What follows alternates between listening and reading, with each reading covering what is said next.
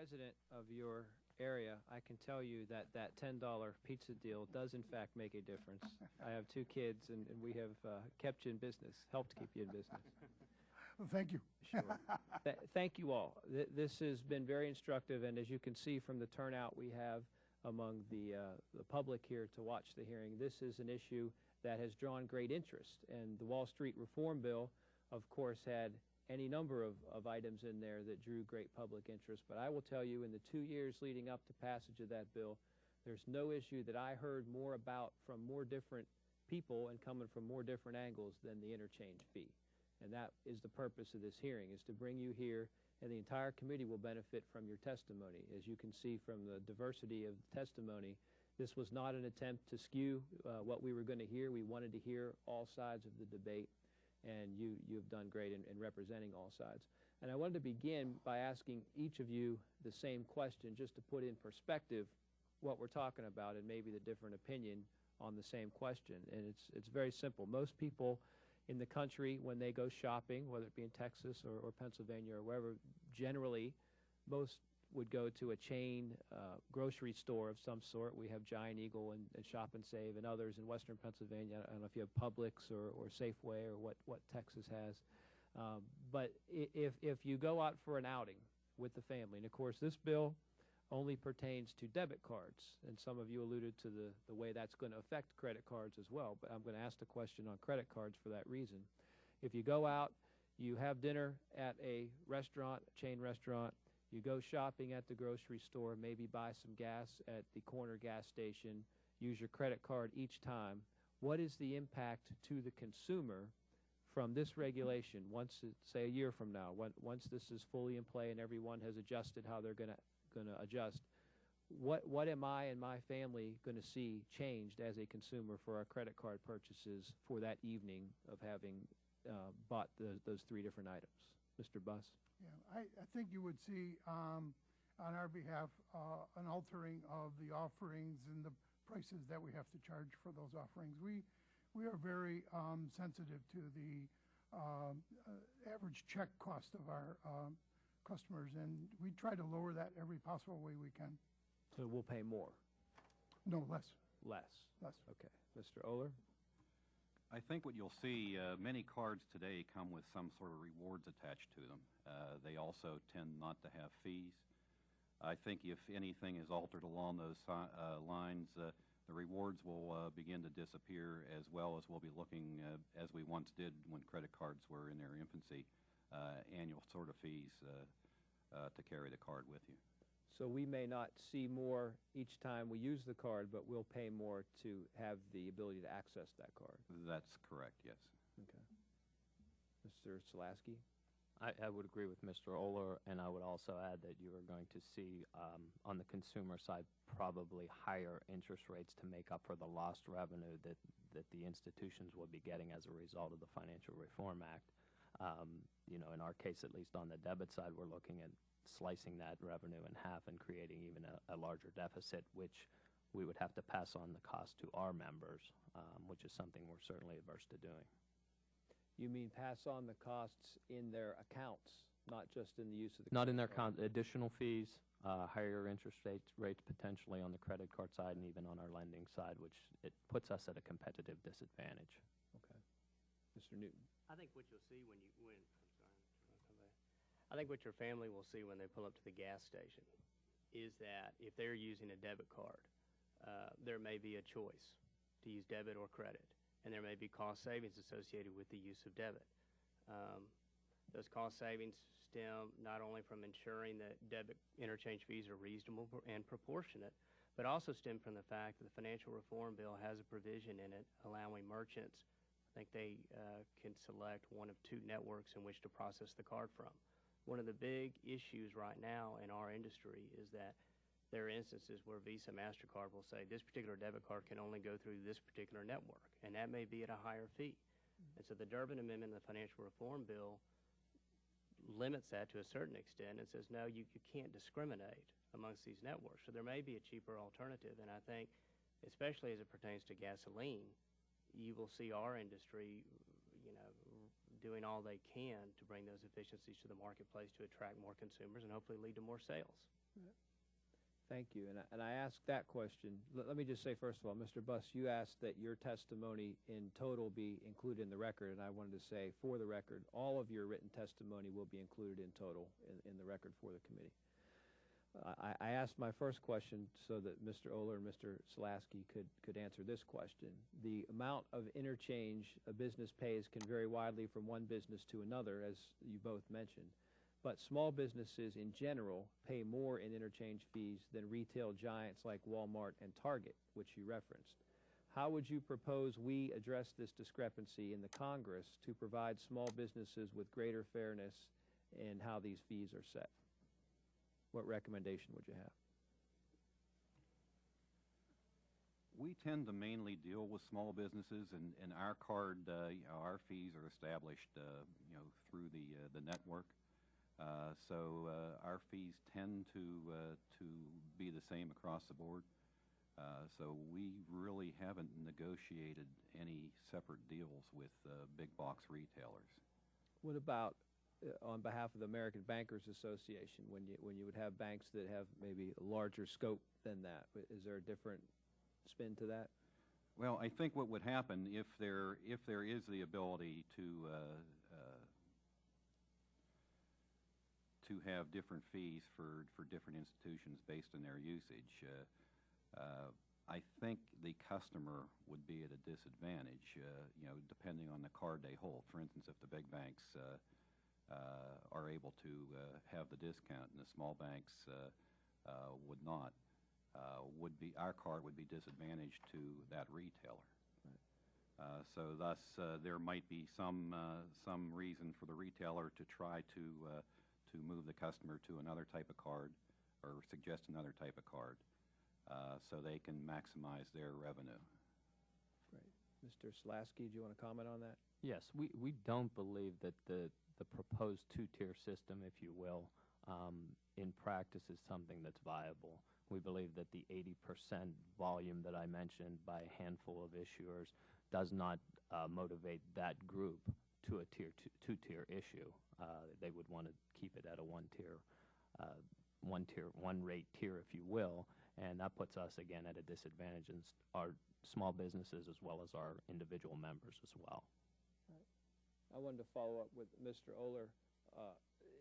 Over the past decade, as I referenced, with the steady growth in the number of credit card payments and the decline in the cost due to technology advances, one could reasonably expect the cost of processing card payments would fall, given those two factors. Why then have interchange fees increased so significantly during that same period?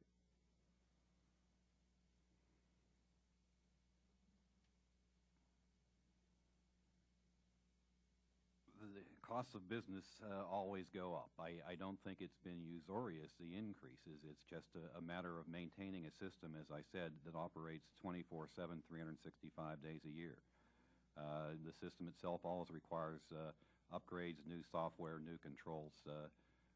Fraud situation has increased over the years. We've had some breaches in cards that the cards have to be reissued and so on and so forth. So I think the increased cost helps compensate for that end of the business. Okay. Mr. Buss, some have argued that capping interchange fees could result in a contraction in credit availability and a reduction in the number of rewards programs that over 80% of consumers currently enjoy. You heard both of our witnesses answer recently to that. Is there a risk that these consequences could then lead to a decline in sales for small firms and outweigh any savings that a rate cap would generate in the outset? Yes, I believe that any time we see any increases on the ability to use the cards, that you're going to see some contracting on it. Yep. Mr. Newton, did you want to comment on that? If I may ask, could you rephrase the question? Certainly. Make sure I answer you to the best of my ability. Well, it deals with the rewards programs that we were talking about. Is there a risk that the reduction in rewards and that those consequences could lead to a decline in sales for small firms and outweigh any savings that rate cap would generate? You know, I really don't think so. This morning's Wall Street Journal reports that Visa saw a 14% increase in the third quarter in credit card transactions. The majority of Visa's network, I'm sorry, the majority of Visa transactions are debit cards.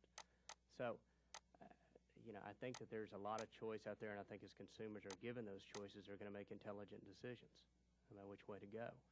I think right now we have a system where, and this is an example from my office, one of my employees opened a checking account with the bank and got a debit card from the bank, saying, here's your debit card. And on the debit card, on the piece of paper that it came with, it said, please, when you go to a retail marketplace, tell the retailer to ring the sale up as credit signature. Credit signature is obviously a much higher rate than PIN, it was a debit card, than PIN debit. Mm-hmm. And if you do that, we will then give you 450 reward points. So there's an incentive to steer the consumer to a higher priced fee transaction, even though signature credit is much more prone to fraud and less secure than using, than using a PIN debit. And so that's one of the issues that I think the Durbin Amendment, I know the Durbin Amendment addresses, and I think that's to everybody's good. And do you have the ability right now to incentivize cash and check transactions from your consumers? It's hard to answer. I know that the Durbin Amendment explicitly authorizes discount for cash. Another anecdote from Texas, if you'll bear with me. One of my members attempted to offer gasoline, offer a discount for cash for people who use gasoline. And a representative of Visa or MasterCard happened to be driving down the road and pulled into the store and said, what are you doing? And he said, well, I want to give people a discount for cash. He had contacted me. I discussed it with staff from our state AG's office, and they said under Texas law, discounting is permitted. The representative of the card company said, absolutely not. It's against our rules. He called me and asked me about it. I said, well, ask him to show you the rule, and then we can distribute it to members of our association, just saying you need to be aware of this compliance issue. He then, the Visa MasterCard person claimed that I can't show it to you. But trust me, it's against the rules. So this merchant was left with the choice of, okay, do I discount for cash and run the threat of Visa MasterCard knocking me out of the system and suspending my access to the network, or do I continue to offer this discount for cash? And he chose to not continue that practice because he was afraid, and I think all retail merchants are afraid of that threat because Visa MasterCard control, I believe it's 80% of the market. Thank you. I wanted to get back to our witnesses from the credit union and bank side and start with Mr. Oler. Under new provisions of the Dodd-Frank Wall Street Reform Act, merchants will have the right to offer discounts not only for cash but also for checks and debit cards. Will these changes in the law have an effect on credit card use as you see it? When we talk about offering discounts, I'll just present our information. As I said in my testimony, we had 16 million transactions we processed last year. The average ticket of that transaction, or the average transaction amount, was right around $35. When you're looking at debit cards, you're looking at less than 1%. So I guess, is it realistic that the retailers would offer a discount of 35 cents, on a transactional basis? Mr. Slavsky? As far as the discount for cash, checks, and debit, I don't know that it would have that great of an impact solely because the convenience and the popularity of the debit card transaction. People are more likely to carry the debit card than even cash and checks these days as far as a payment processing. So what I do believe we would see is a decrease in the transactions on the credit side as a result of the discount, significantly. Talk about, for the two of you, and then I'll go to Mr. Newton and Mr. Buss as well. Are there risks that the consumer will be confused or frustrated by having two different prices for goods depending on their chosen method of payment, if this were to lead to that? I would believe so, because I believe the consumer considers that plastic a credit card, whether it's debit or credit, as their form of payment, regardless of it coming out of their checking account or being a revolving line of credit. So there is a risk of confusion. I think one important point to add to all this, too, when we're talking about discounts, and reducing the interchange rates is the liability for any fraud or problem on the plastic transaction lies with the institution, not the consumer and not the merchant. So those costs have to be considered when we talk about the interchange income that we're receiving as well. Mr. Oler? I would agree with that comment. I think we had a huge breach up in the New England area that had ramifications across the country when we had a breach in their card system. I know we had to reissue several thousand cards ourselves. There are other members of the ABA that I talked to just last week. One in particular was a billion-dollar institution located out in the Philadelphia area, and he had to reissue 10,000 cards. That stuff comes at a high cost to the institution itself, and we bear that cost, through the current interchange setup. Mr. Newton, do you have any concerns about different pricing levels showing giving the consumers some confusion? Shortly, no. I trust our members and the hundreds of thousands, if not millions, of retailers out there across this country, across all businesses, to communicate the message and to let consumers know of lower prices available for more efficient and more efficient means of payment. So I think the industry has shown time and time again, especially for the industry that I'm in, gasoline, we compete on price. And I just don't see it being an issue because I think the consumer expects it and they expect a lower price.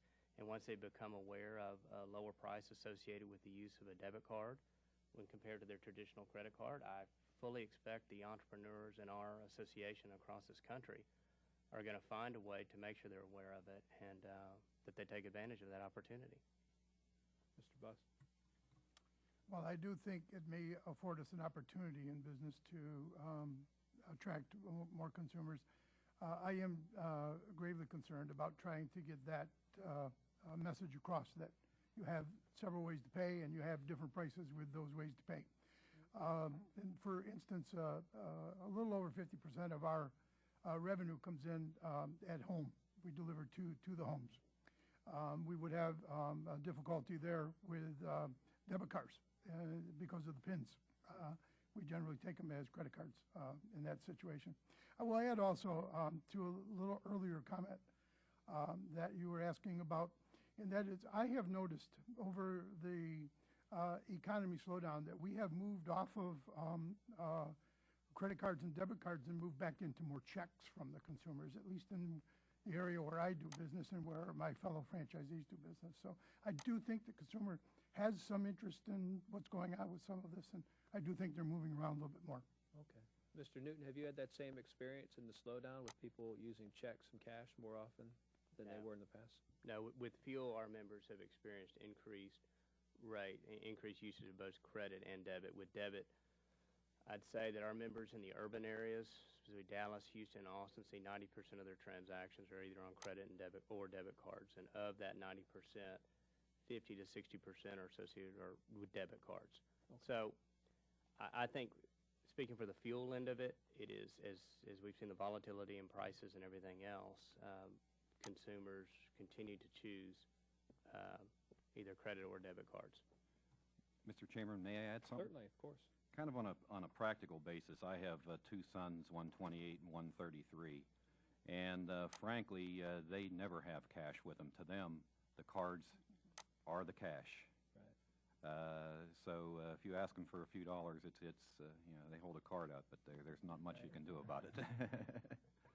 I wanted to move to Mr. Buss again. As you know, proponents of maintaining the status quo on interchange fees have characterized the interchange fee as simply one more cost of doing business, not unlike utility or labor costs, and have said that merchants can stop accepting card payments if costs outweigh the benefits. From your perspective, can a business realistically expect to operate without accepting card payments today? Which is a good follow-up from what we just heard from Mr. Oler. No, I do not believe that we could. Like with checks, that would probably be beneficial to move away from checks and into cards if you could, but we cannot get that done. We have tried that over the years and not been able to do that. So No, I think in our situation, we would take any way of payment to continue to grow our business. And a question from Mr. Selaski. Did you want to answer something on that? No. Okay. At a recent conference hosted by the European Central Bank, policymakers and banking experts suggested adopting a card fee system that took into account the cost that businesses would pay to operate their own credit card systems. Do you think that that type of system would have merit in this country? I believe that there should certainly be discussion and research into that.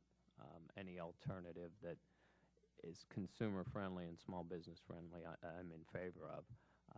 I would further say, with regard to the interchange that we as Clearview Federal Credit Union receive on, for example, a $100 purchase, our revenue would be something between $1.30 and $1.50, which, in my opinion, does not seem excessive or unreasonable. Mr. Oler, do you think that's something we should explore in this country? If I read correctly, about a month ago, I believe Target is actually looking to do that. They're looking to have their own card. And if you recall, when cards were in their infancy, it used to be that the vendors all had their own cards, and they weren't part of the overall network. So it's possible you could see some movement back to that. I wanted to, sticking with looking what other countries have done, I wanted to ask Mr. Newton about Australia. I don't know if you're aware that since Australia placed a cap on interchange fees in 2003, their central bank found a sharp decrease in the availability of rewards cards and no conclusive proof of lower prices for consumers. Why do you believe that tighter caps on interchange rates in this country would be met with better results than they saw in Australia? Well, it's my understanding that there was a study done by the Australian bank that found that there was perhaps $1 billion worth of, so there may be two different studies. My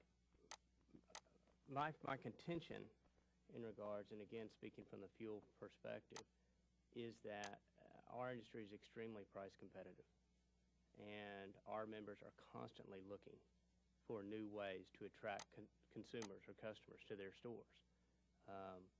And so any means out there available that this new law will put at their disposal, they'll take advantage of. And I think I'm confident. And I would also, bring up the Department of Energy has studied fuel prices and found that 100% of the cost decreases are reflected in retail gasoline prices. So I think we have a solid background of passing on those things. The Hispanic Institute issued a report that went to the same effect, that said the same thing, because consumers are already paying these fees. So I'm confident that here in the United States there will be some movement as entrepreneurs again take advantage of the freedom of choice that this legislation provides. Thank you. And I would ask if your association could forward to the committee the study that you referenced, because we would love to see any further information. Yes, sir. Be happy to. Thank you. Sticking with Mr. Newton, the business community has consistently maintained the high cost of interchange is passed along to consumers, and that the federal caps interchange could result in lower costs for goods and services. If interchange fees were capped, what guarantees would we have that those savings would be passed along to consumers? How do we know for sure that's what's going to happen? I think you know for sure, because it's economics. Lower prices mean more sales. So it's to our members' advantage to ensure that they are offering the lowest priced products out there they can to attract consumers to their retail facilities. Our market does not allow a retailer to sit on margin very long. You can drive through any community and know exactly what we're selling our products for. And so just the competitive market forces are not going to allow that. And I think that's really what this bill addresses, is that the competitive market forces are not present in how these interchange fees are set. And this bill seeks to remedy that and to ensure that the fees are reasonable and proportionate, to offer choice or some semblance of choice when it comes to network processing. Mr. Buss, did you want to comment on that? Yeah, I would wholeheartedly support that. I do believe that the lower you can drive the prices, the higher you can drive the business. I do think we look for tenths of a %. May I add something, certainly. Chairman? The Durbin Amendment itself does not allow for a reasonable rate of return. So that's going to be an interesting discussion. Obviously, based on Mr. Slaski, she, and myself, we need to make a rate of return too. A combination to stay in business and continuing to lend to the community. So the fee has to be established to provide a reasonable rate of return. Mr. Slaski, do you want to have the final word on that? I would only add that, with respect to Mr. Newton's comments on, and I have full confidence that his group would do that, would reduce the cost as their costs are reduced.